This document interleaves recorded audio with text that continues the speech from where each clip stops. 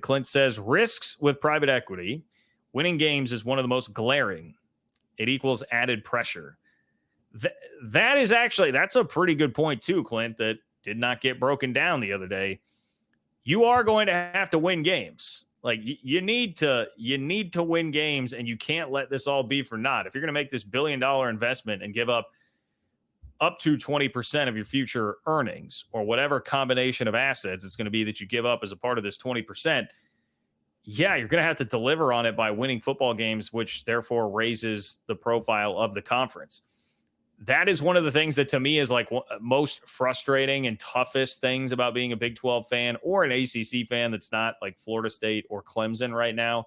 Florida State, Clemson, or North Carolina, I suppose, is that you feel like your life is on the line with every single game. Like, you know, people have said for a long time, if you're watching a game and it's your significant other or it's friends or family that would be looking at you and how you're reacting so viscerally to a game and the outcome and all that, people could very easily say, man, like, it's not the end of the world. Like, just chill out. It's not life and death. Well, at this point, it really is almost life and death. It feels like life and death, like your school's life and death is on the line.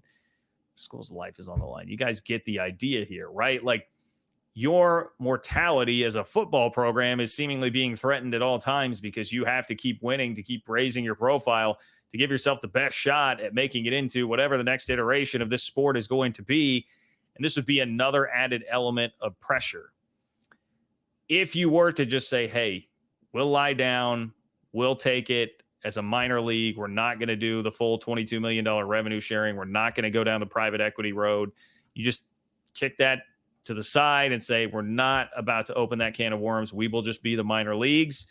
Well, then that pressure goes away a little bit because you're no longer like fighting this battle to stay relevant enough to be toward the top.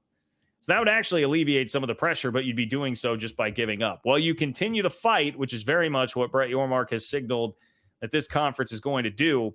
You continue to fight, you're going to continue to get pressure like that. And I think that's such a good point, Clint. If now you have a private equity firm in here expecting ROI, expecting a return on their investment, and they own 20% of your assets or whatever they would get as part of your conference, you better start winning games.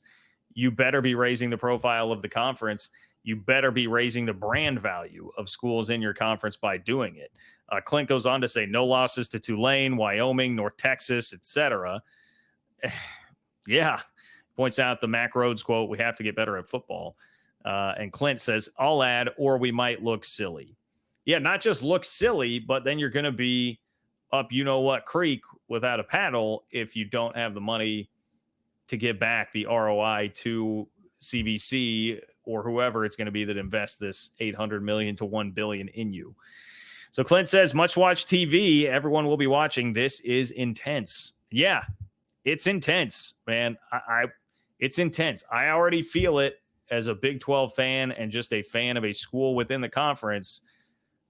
I feel it all the time watching games now. It has changed a lot since 2021. That's what it was. Obviously, the line of demarcation for the Big 12 was when Texas and Oklahoma left.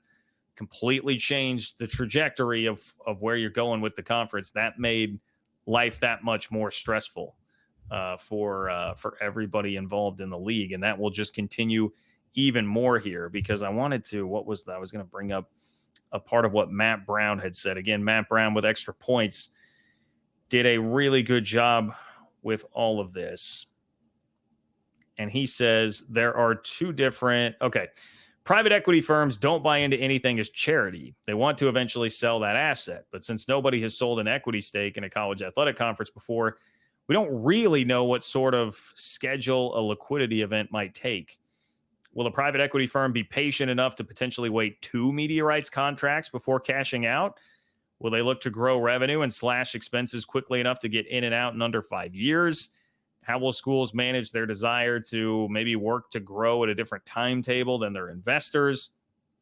These are all good questions.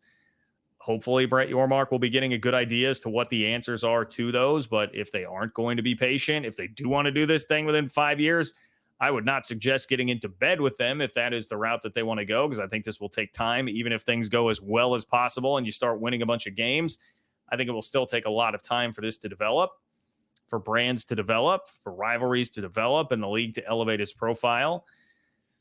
But if you do get stuck in a situation like that, then there will be furious pressure for teams to be winning. There will be furious pressure for TCU to emerge again like they did a couple of years ago and make the national championship game. There will be tons of pressure on these schools to make that happen.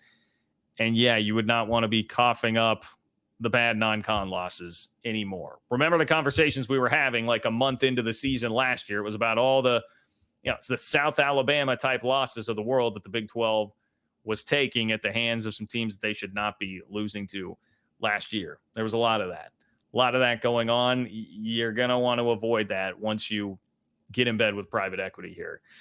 There also is, of course, the whole aspect of, and I think this was such a good point raised as well by Matt Brown, but the point of, hey, there are two potential value propositions to investors, which is potentially a problem since CBC doesn't actually care about conference titles or APR or university marketing goals. They want to make money. So what happens when schools invest their private equity money into winning or any other institutional goals, but that doesn't help the private equity company improve their bottom line? AKA, what happens if you take that money, and this is in essence what will happen. What happens if you take that money, pay players, hire great coaches, win a Big 12 title, and still don't improve revenue enough? Will those wins be worth the painful cuts that come later? I think that's a fair point to raise, right? What if school, because we know the problem with Big 12 schools is not that they can't win or don't punch above their weight class. It's that they don't have the brand value that a lot of these other schools do. Schools that consistently underperform, certainly do not perform at the level of a lot of Big 12 programs. If they're not doing that, but they still have the brand value, they're okay in the new world of college football, and they're still going to continue to make more and more money. What if the Big 12 is going to get stuck in, hey, this money helps us all compete better? We'll have more TCU type situations. Cincinnati can make the college football playoff, whoever that's going to be now. You get some teams there and doing some damage, but yet we're still not elevating the actual value of the conference enough because there's not enough brand value built in, even though we win. That is another risk that is certainly there. And I think it kind of goes along with what you are saying to tie this all the way back to Clint and his comment here.